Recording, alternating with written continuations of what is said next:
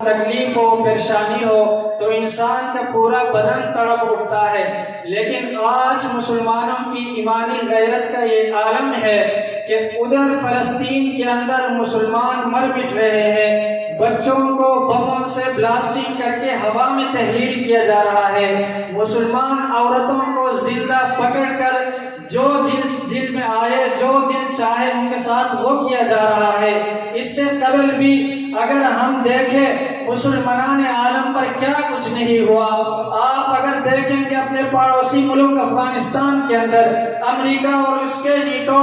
اتحادی وہاں افغان مسلمانوں کو گاجر اور مولی کی طرح کاٹتے رہے، لیکن مسلمان حکمران خواب خرگوش سوتے رہے۔ برما میں جا کر اگر آپ نے دیکھا ہوگا تو برما کے مسلمانوں کو زندہ پکڑ کے آگ دہکا کے اس پر جھلسایا گیا، ان کے گلوں پر چھری اور خنجر چلائے گئے، لیکن مسلمان حکمران پھر بھی بیدار نہ ہوئے۔ شام کے اندر عراق کے اندر مسلمانوں کو تڑپتے ہوئے کڑکتے ہوئے ہانڈیوں کے اندر ڈالا گیا، مسلمانوں کے خون کو بے دریغ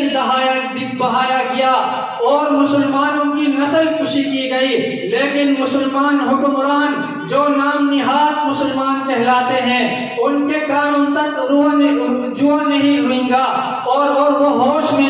نہیں آئے، وہ اپنی مستیوں میں اپنی خرمستیوں میں اپنی عیاشیوں میں وہ مصروف عمل رہے۔ میرے عرب دنیا کے جو کہ مسلمانوں میں ایک مالدار ترین ممالک میں جانا جاتے ہیں، لیکن وہ اپنی مستیوں میں سینما گھر بنانے میں، فحاشی کے اڈے بنانے میں، برج الخلیفہ بنانے میں مصروف رہے، تو شام بھی عرب کا ملک تھا، اس کا کیا حال ہوا؟ قرآن نے کہا تھا وَأَعِدُّوا لَهُم مَّا اسْتَطَعْتُم مِّن قُوَّةٍ، مسلمانوں تم عسکری طاقت پیدا کرو، لیکن مسلمانوں نے سینما گھر بنانے میں لگ گئے، مسلمان فحاشی کے اڈے کھولنے میں لگ گئے، مسلمانوں کو اسلحہ تیار کرنا تھا۔ قرآن کہتا ہے اسلحہ تیار کرو، میزائل بناؤ، بم بناؤ، اس لیے کہ کافروں کے اینٹ سے اینٹ بچاؤ، اس لیے کہ جہاں کہیں مسلمانوں پہ ظلم ہو رہا ہے ان کا راستہ روکو، لیکن میرے اور آپ کے نام نہاد مسلمان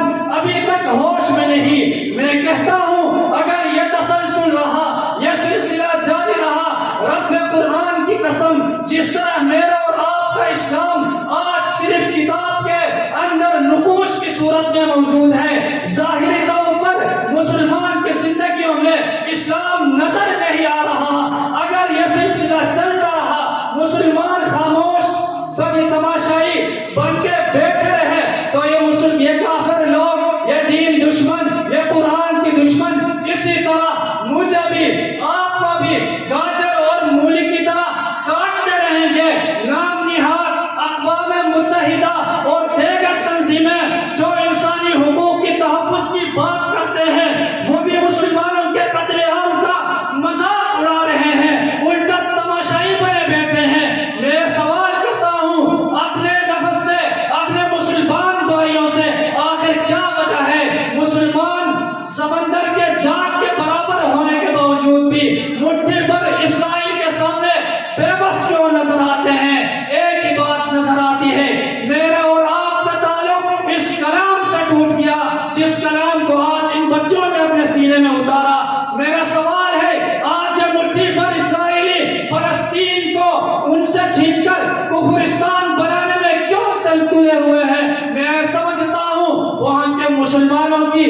غفلت، دین سے دوری کی وجہ ہے، میرے اور آپ کے گناہ کی وجہ سے آج فلسطین کے اندر معصوم بچے بلبلا رہے ہیں، میرے اور آپ کے گناہوں کی وجہ سے ہزاروں خواتین ان کافر دجالوں کے قید میں ہے، پس زندان کرا رہے ہیں۔ مثال ملتا ہے پاکستان کے سرزمین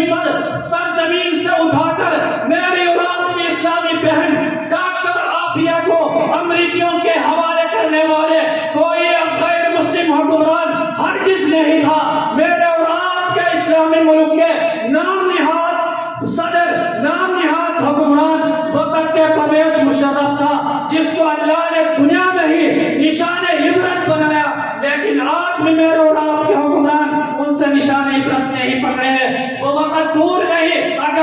سلسلہ جاری رہا میرے اور آپ کے گردن پر بھی کافر کا تلوار اچھلا سکتا ہے. میرے اور آپ کے بچوں، میرے اور آپ کے خواتین کو بھی میرے اور آپ کے سامنے ان کی عزت دری ہو سکتی ہے، ان کی عزت لوٹا جا سکتا ہے. دوستو، اور اگر ہم کچھ نہیں کر سکتے،